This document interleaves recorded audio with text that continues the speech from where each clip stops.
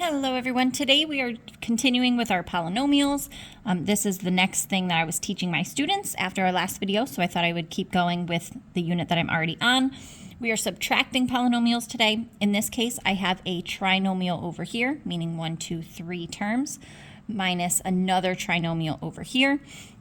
The big key with subtracting polynomials, and really the only difference compared to when you were adding, is if you have a minus in the middle here before these parentheses, we cannot get rid of these parentheses this time because we have to distribute this minus sign. This is like an imaginary one here, making it a negative one that we would multiply with all of these terms. So what we end up doing, and how I explain it to my students, is I take this negative and I effectively distribute to all of my terms on the right side in those parentheses, and I'm going to change those signs. So change the sign.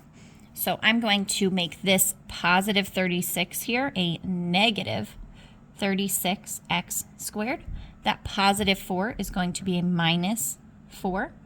And this minus 20 becomes a positive 20x to the third. Now, if it helps, you can cross this off. You don't have to. I leave that up to my students. Once we have changed all of our signs by distributing that negative on the right, I now have this polynomial added with this polynomial down here. This minus, once you distribute, would be like a plus. Now you're combining your like terms just like we did in my adding polynomials video.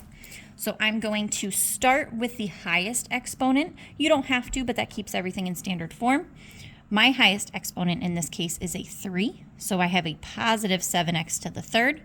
Down here I have a positive 20x to the third, which 7 plus 20 is going to be 27x to the third power. Scanning next for my next highest exponent is going to be a 2. 23x squared minus 36x squared is going to be negative 13x squared, like that. And finally, I have my constants. This is a minus 6. I know it got a little blurred. With a minus 4, subtracting 4 more is going to be minus 10 total. So there we have it. I subtracted my two trinomials, and there's my final answer, written nicely in standard form. Okay, the only other thing that my students are working on with this, which I will note in here because hopefully my students are using this to study for our upcoming quiz, is once we have written our polynomial in standard form, you will be asked for the degree of that polynomial. You will also be asked for the leading coefficient, which again, my students know what these are because we've already gone over them, but I'll do it really quick for you. Degree is going to be the highest exponent. I'll put EXP. So I'll write it, exponent. Don't want to be lazy in our notes. The highest exponent in this case is going to be a 3.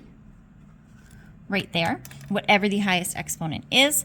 The coefficient, the leading coefficient here, is going to be the coefficient, which we know is the number being multiplied in front of any given variable. I'll make it super duper straightforward for your notes. I'm going to say this is the number to the left of your degree. So not quite math vocabulary there. Again, this is going to be the coefficient of whatever the highest term is, wherever your highest degree is. So the number to the left of our degree, in this case, it is 27. So for all my students using this to study, whenever you're subtracting polynomials, make sure you change the sign on the right of your subtraction because you're distributing that minus. Once you have your answer in standard form, meaning our exponents go in order from greatest to least, we want our degree, which is the highest exponent that you see, and the leading coefficient, which is the coefficient of that term, or the number to the left of your degree. So hope this helps. Good luck studying. We have a quiz coming up. For everybody else, I hope this helps always, and please follow along for more math explanations.